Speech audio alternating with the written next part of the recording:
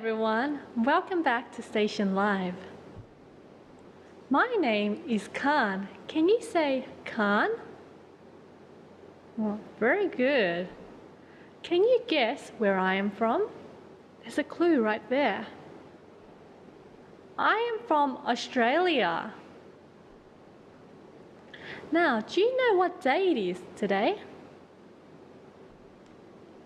Today is October 10th. But today we won't be talking about October 10th. We will be talking about a special date, October 16th. Do you know what special day it is on October 16th? Can you guess? Is it World Vegetable Day? It is World Food Day. Can you say World Food Day? Good job. But what is World Food Day? Do you think World Food Day is about A, the food we like, B, the food from around the world, like sushi? Sushi is from Japan. Or is it C, poverty and hunger? Or D, food that we don't like vegetable?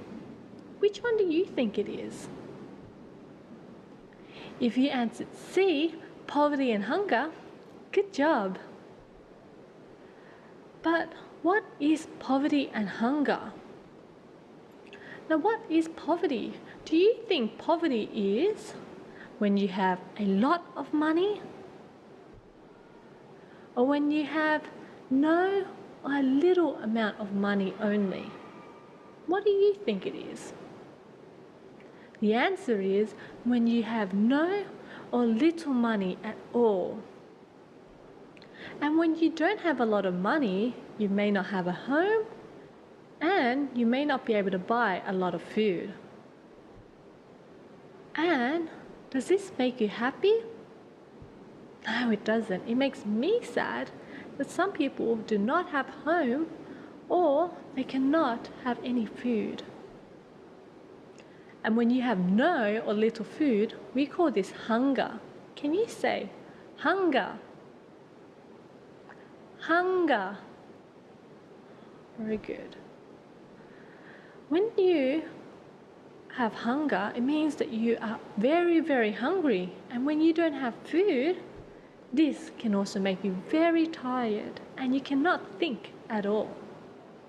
So it's not a very good feeling. Hunger and poverty is a problem all around the world. It is not only in India and Africa, but also in America and South Korea. What can we do to help with hunger and poverty? We can, 1, donate food to special places, so we can give food to these places and they will give food to those who need it. We try not to waste food, so try to eat all your food or take the food home for a different meal. Or C, we can try to grow our own food and they taste much better. Okay, so now it is time to read our book. Today we are going to read A Tiny Seed, the story of Wangari Maathai. But before we read, there's something I would like to tell you. This story is about Wangari Maathai when she was young. She is a real person. She lives in Africa. Do you know which flag this is? Yes, it's Kenya. Can you say Kenya? Very good.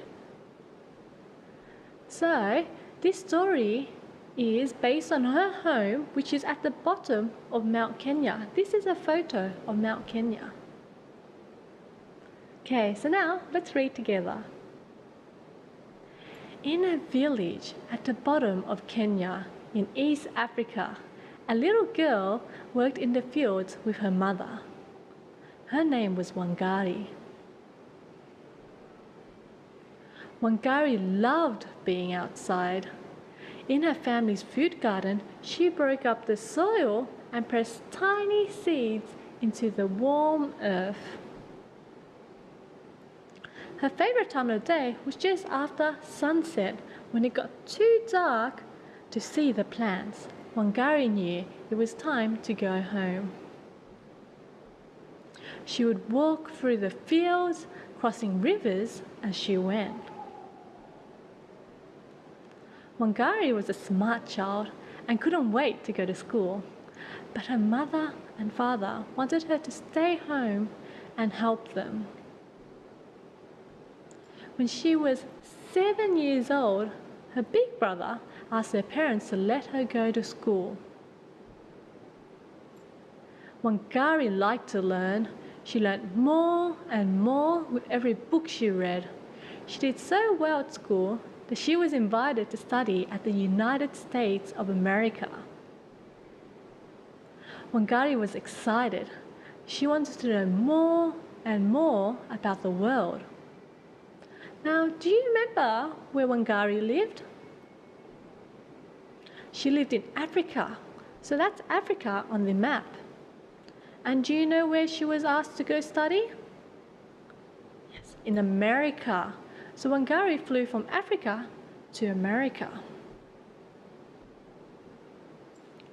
At the American University, Wangari learned many new things. She studied plants and how they grew. And she remembered how she grew, playing games with her brothers in the beautiful Kenyan forest. The more she learned, the more she loved the people of Kenya. She wanted them to be happy and free. The more she learned, the more she missed her African home. When she finished her studies, she returned back to Africa, but her country was different. There were big farms everywhere. But women had no wood to make cooking fires, and the children were poor and hungry. Wangari knew what to do. She taught the women how to plant trees from seeds, and the women sold these trees for money. The women were very happy. Wangari helped make them feel strong. As time passed, the new trees grew into forests, and the rivers started flowing again. And today, millions of trees have grown from Wangari's seed. Wangari worked really hard, and people around the world took notice and gave her a famous prize. It is called the Nobel Peace Prize. Do you know this prize? This is what it looks like. It is a very special prize that is given to people who have done something that has helped a lot of people. And Wangari was the first African woman to ever receive this prize. But Wangari died in 2011. But every time we see a tree, we can think of Wangari. The end. Now, did you enjoy the story? That's good. Now, Wangari, was she a good or bad person? She was a good person because she did something small that helped a lot of people. Do you remember what she did?